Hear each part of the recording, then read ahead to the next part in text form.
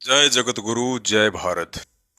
परमपिता परमात्मा, सारी सृष्टि के रचनहार, कुल मालिक, असंख्य ब्रह्मांडों के स्वामी, जगत गुरु, तीनों लोकों में प्रवेश करके सबका पालन पोषण करने वाले राजाधिराज, आत्माधार, नाथों के नाथ, देवों के देव महादेव, सर्वेश्वर महेश्वर, मृत्युंजय, अजरो अमर, आदि अनादि सनातनी प्रभु, जगत पिता जगदीश्वर, श्री श्री 1008 की उपाधि के वास्तविक अधिकारी, अकाल मूर्त सौद स्वरूपी राम वासुदेव, सर्वगतम ब्रह्म, परम पूज्य, प्रथम पूज्य, परम संत, परम पुरुष, परम धनी, परम दयालु, सत्य कबीर, हक्का कबीर, अल्लाहु कबीर, अल्लाहु अकबर, बाखबर, अल्लाह ताला, जगत के तारणहार, जगत के मुक्तिदाता, जगत के जगन्नाथ, हारे के सहारे, हिंदुओं के राम, मुसलमानों के अल्लाह, सिखों के वाहिगुरु, ईसाइयों के मसीह, दया के सागर दया निधि, करुणा के सागर करुणा निधि, स्वयंभू परिभू, संकट मोचन, कष्ट हरण, मंगल करण, दुख भंजन,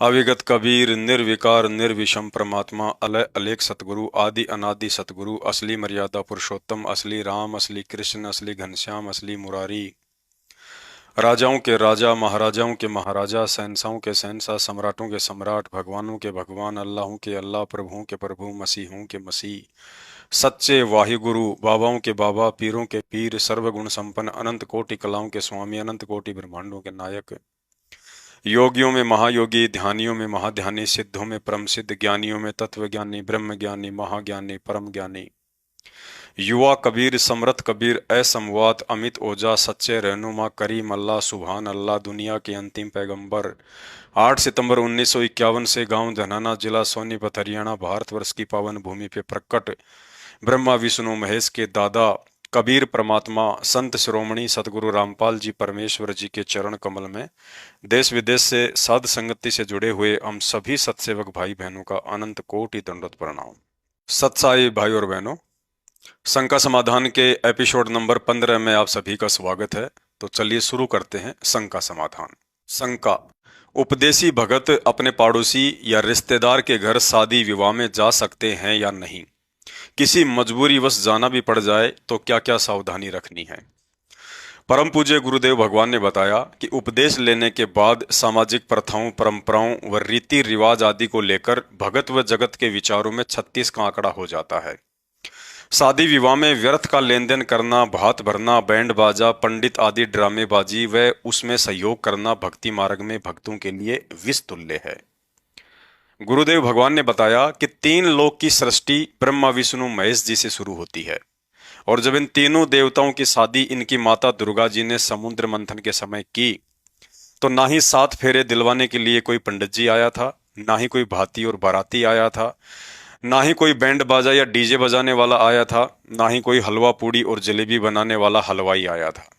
अतः इससे स्पष्ट है कि वर्तमान में शादी विवाह के समय जितने भी आडंबर और पाखंड किए जाते हैं, यह मात्र लोक दिखावा है, जिसे समाज के धनी लोगों ने अपनी झूठी शानो शौकत समझ लिया कि शादी विवाह में जितना अधिक दहेज दिया जाएगा, जितने अधिक पकवान बनवाए जाएंगे या अन्य नकली सजावट पर जितना अधिक खर्चा किया जाएगा, समाज में उनकी उतनी ही इज्जत बढ़ेगी, लोग उनकी वाहवाही करेंगे। परंतु ज्ञानहीन धनी लोगों द्वारा शुरू की गई इस तरह की कुप्रथा आज 90% आम समाज के लिए दुख व कर्ज का मूल कारण बन चुकी है। एक सामान्य व्यक्ति भी उन आडंबरों को देख देखकर उतना नहीं तो मजबूरीवश थोड़ा बहुत अवश्य करता है, चाहे उसे कर्जा ही क्यों ना लेना पड़े। फिर सारा जीवन उस कर्जे को उतारने के लिए बैल की तरह मेहनत मजदूरी करता करता मर ही जाता है, लेकिन कर्जा नहीं उतार पाता है।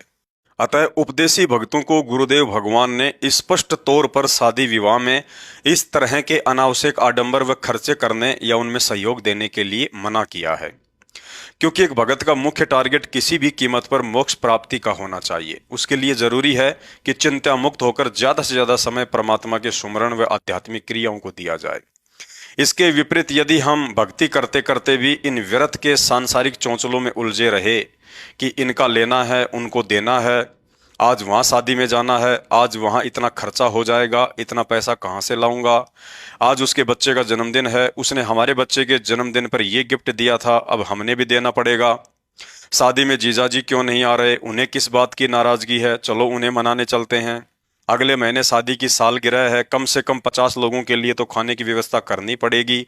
बैंक्वेट हॉल का मिलाकर कम से कम 1 लाख रुपए का खर्चा तो आ ही जाएगा।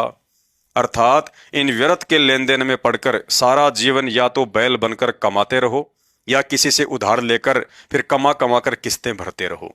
और काल यही चाहता है कि इन आत्माओं को जो ये 50-60 वर्ष का मानव जीवन मिला है, इस अनमोल समय का सदुपयोग चिंता मुक्त होकर भक्ति ना करवाकर यूं ही लेन देन और तेरा मेरी के चक्कर में डालकर वापस 84 के फेरे में डाल दूं।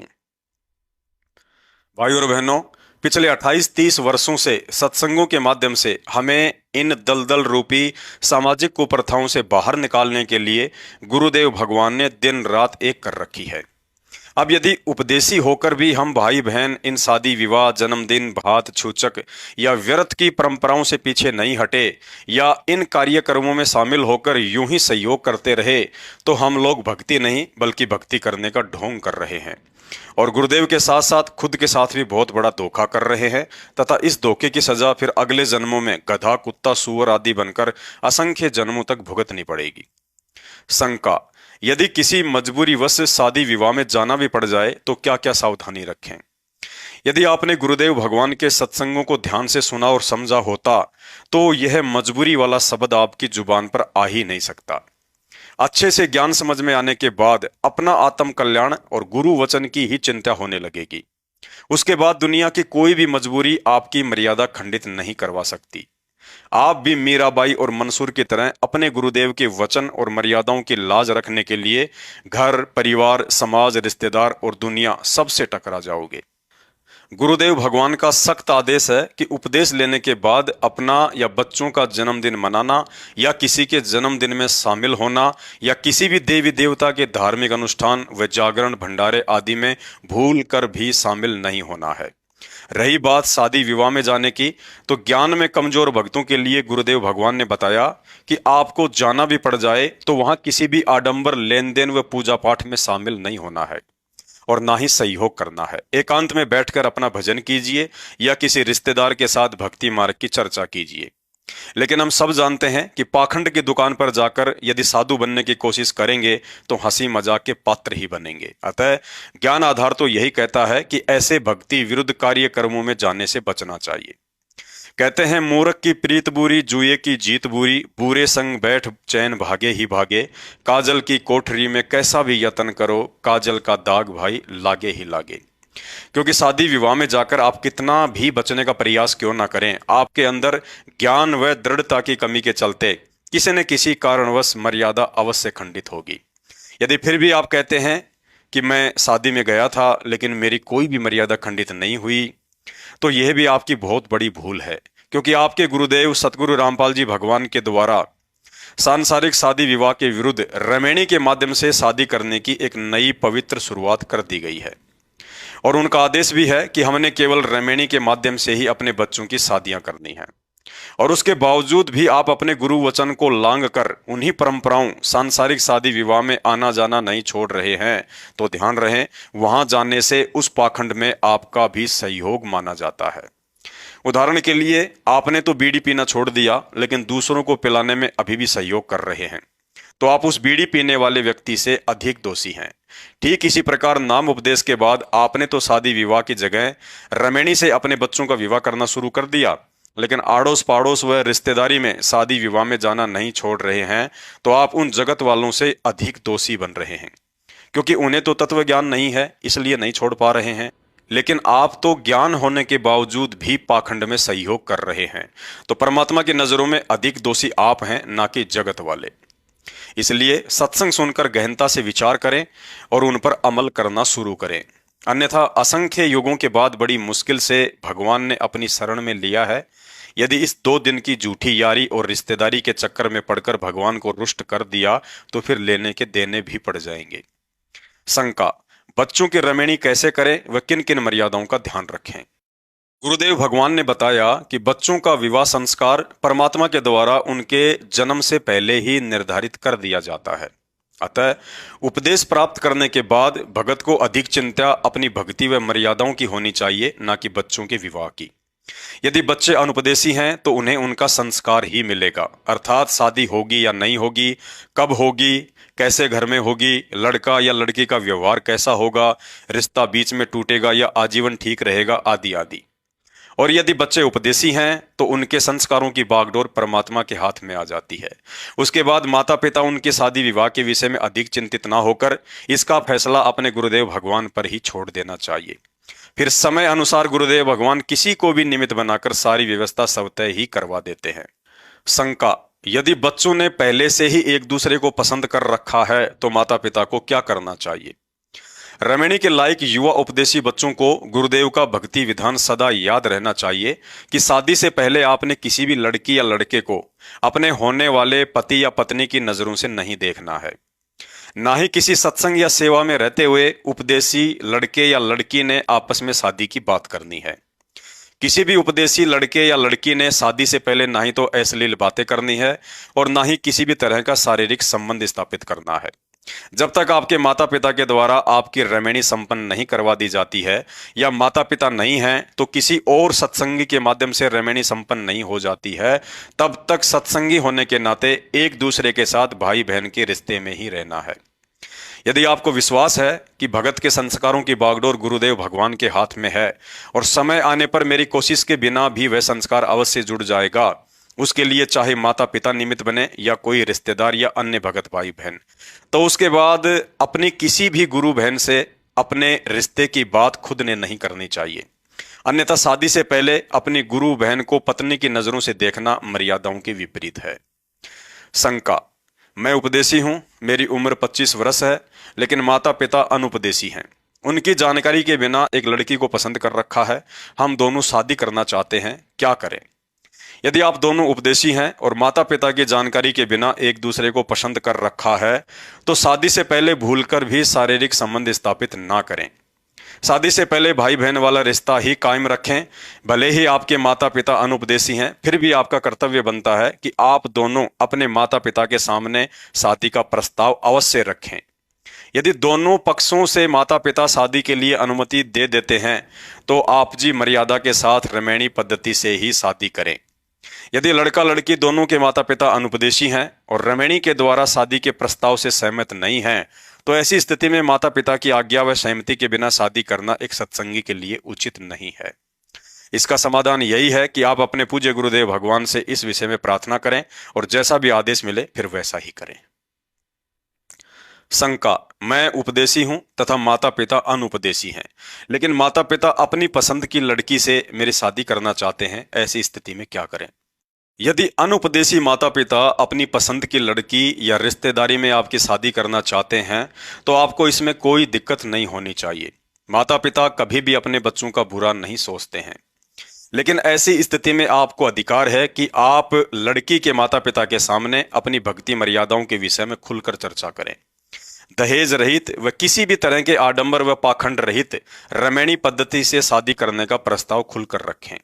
यदि उन्हें आपकी शर्त मंजूर है तो आप जी शादी के लिए हाँ कर दें, अन्यथा आपको शादी का प्रस्ताव ठुकराने का पूरा अधिकार है, चाहे आपके माता पिता राजी रहें या नाराज रहें, क्योंकि आत्म कल्याण व मर्यादाओं को लेकर किसी भी कीमत पर समझौता नहीं किया जा सकता है। शंका: मैं उपदेशी हूं, दोनों पक्ष रमणी के द्वारा मर्यादाओं के अंतर्गत मेरी शादी करने को तैयार हैं, लेकिन लड़की अनुपदेशी है, क्या अनुपदेशी लड़की से मेरा शादी करना उचित होगा? कोई भी व्यक्ति जगत से ही भगत बनता है। आप जी शादी से पहले लड़की के सामने अपनी भक्ति व मर्यादाओं को लेकर खुलकर चर्चा करें। यदि लड़की शादी के उपरांत आपकी भक्ति में बाधा उत्पन्न न करने का वचन देती है तो आप जी शादी कर सकते हैं और कोशिश करें कि उस आत्मा को भी ज्ञान समझाकर तथा अपने व्यवहार से प्रभावित करके गुरुदेव से नाम उपदेश दिलवाने का प्रयास करें। शंका: भक्ति मार्ग में कोर्ट मैरिज करना उचित है या अनुचित? कोर्ट मैरिज अक्सर वे लोग करते हैं जो शादी को लेकर अपने माता पिता के फैसले से नाखुश होते हैं या उनके माता पिता अपने बच्चों के फैसले से नाखुश होते हैं। यदि भक्ति मार्ग में कोर्ट मैरिज करना उचित होता तो सतगुरु रामपाल जी भगवान ने रमणी पद्धति से शादी करवाने की आवश्यकता नहीं पड़ती। अतः जल्दबाजी में, अज्ञानता में या भावनाओं में बहकर इस तरह के फैसले करना भविष्य में दुख का कारण बनता है। पूज्य गुरुदेव जी हम आत्माओं को ज्ञान व भक्ति देकर कलयुग में सतयुग जैसा एक ऐसा माहौल पैदा करना चाहते हैं जहां बच्चे अपने माता पिता व गुरु को मन कर्म वचन से भी चोट ना पहुंचाएं। जहां बच्चे सदा ये सोचकर माता पिता व गुरुदेव की उस प्रत्येक आज्ञा का पालन करें जो उनके भक्ति मार्ग में सहयोगी होती है, कि माता पिता व गुरु कभी भी अपने बच्चों का बुरा नहीं चाहते। यदि हम माता पिता की आज्ञा व गुरुदेव के भक्ति विधान के विपरीत जाकर कोर्ट मैरिज करते हैं तो ये सभी को दुखी करने जैसा कर्म है। और यह भी सत्य है कि माता पिता व गुरु की आत्मा को चोट पहुंचाकर किया गया कोई भी कर्म सफलता की सीढ़ी नहीं चढ़ पाता। अतः सतगुरु रामपाल जी भगवान ने अपने भक्तों को जिस रमैणी पद्धति से शादी करने का आदेश दिया है, हमने उसी पद्धति से अपने बच्चों का विवाह करना है। ज्यादातर लोग कोर्ट मैरिज इसलिए करते हैं क्योंकि उन्हें रिश्तों पर भरोसा नहीं होता है, परंतु भगत को सच्चे मन से सीधे तरीके से भक्ति कर्म करते हुए चलना होता है। यदि आपको कहीं मैरिज सर्टिफिकेट की आवश्यकता पड़ती है तो आप कोर्ट में जाकर अपनी शादी को रजिस्टर्ड करवा सकते हैं, इसमें कोई दोष नहीं लगता। सन 2014 बरवाला कांड के उपरांत साध संगति के अभाव में आज संगत में होने वाली 50% रमैनियां साल 6 महीने के अंदर ही टूटती जा रही हैं। सैकड़ों बहनों का जीवन नरक बन चुका है। अतः काल प्रेरित सतलोक आश्रम मैनेजमेंट हरियाणा से जुड़ी आत्माओं से प्रार्थना है, रमैनी के विषय में साध संगति से जुड़कर सोच समझकर ही कदम उठाएं तथा रमैनी को रामायण बनाकर पूज्य गुरुदेव जी की बदनामी का कारण बनने से बचें। शंका: उपदेश प्राप्त भक्तों ने बच्चों की रमैनी में क्या क्या सावधानी रखनी है? यदि गुरुदेव भगवान आश्रम में हैं तो सर्वप्रथम उनकी आज्ञा लेकर उनकी अनुपस्थिति में आश्रम में ही रमैनी करें, या जैसा भी आदेश मिले वैसा ही करना चाहिए। आज वर्तमान 2024 में पूज्य गुरुदेव जी हिसार जेल में बैठे हैं और बाहर आश्रमों में उनके नाम से धार्मिक धंधा शुरू हो चुका है। अतः ऐसी स्थिति में ज्ञान को आधार बनाकर मैरिज हॉल या टेंट आदि के अनावश्यक खर्चों से बचते हुए दोनों पक्षों में से किसी एक के घर पर ज्यादा से ज्यादा 15 से 20 व्यक्तियों की मौजूदगी में साधारण तरीके से ही रमैनी संपन्न करें। रमैनी में प्रतिदिन घर पर बनने वाले साधारण भोजन की तरह ही भोजन की व्यवस्था करें। मिठाई के रूप में ज्यादा से ज्यादा खीर व हलवे को शामिल कर सकते हैं। दुनिया की देखा देखी अनावश्यक खर्चा व दिखावा करेंगे तो दोनों पक्ष परमात्मा के दोषी बनेंगे। रमैनी के दौरान किसी भी सांसारिक परंपरागत रीति रिवाजों को फॉलो नहीं करना है, जैसे पंडित बुलवाना, टीका या लगन देना, भात भरवाना, बारातियों की भीड़ लेकर आना, दहेज का लेन देन करना, मुहूर्त निकलवा कर रमैनी करना, सोने चांदी या नकली आभूषण पहनकर रमैनी में बैठना, दुनिया की तरह शादी विवाह वाले फैंसी कपड़े पहनाकर लड़का लड़की को रमैनी में बैठाना, विदाई के समय लड़की या माता पिता के द्वारा रोने धोने का नाटक करना आदि के चक्कर में बिल्कुल नहीं पड़ना है। रमैनी के दौरान लड़का लड़की ने ना ही तो हाथों में मेहंदी लगवानी है और ना ही कोई मेकअप आदि करवाना है। रमैनी के बाद विदाई के समय रिश्तेदारों को तिलक लगाकर विदा करना, जुहारी में पैसे, घड़ी, सोने चांदी की चैन आदि देकर अपने कर्म नहीं फोड़ना है। रमैनी के बाद अपने रिश्तेदारों को या यार दोस्तों को इकट्ठा करके रिसेप्शन पार्टी देकर कोई भी फालतू की ड्रामेबाजी नहीं करनी है। ध्यान रहे, काल प्रेरणावश इस दौरान आपके समाज या रिश्तेदारों की तरफ से यदि किसी बात को लेकर संघर्ष का सामना भी करना पड़े तो गुरुदेव भगवान पर विश्वास रखते हुए उन्हें अज्ञानी बालक समझकर लड़ाई झगड़ा या क्रोध करने से बचना है। यदि आप चुप रहेंगे तो कुछ समय उपरांत वे खुद ही शांत हो जाएंगे। तो शंका समाधान में आज केवल इतना ही। शंका समाधान के और अधिक वीडियो देखने के लिए हमारे Facebook page Pawan Das is live को फॉलो करें। वीडियो अच्छा लगे तो शेयर करें। बंदी छोड़ सतगुरु रामपाल जी परमेश्वर जी की जय हो।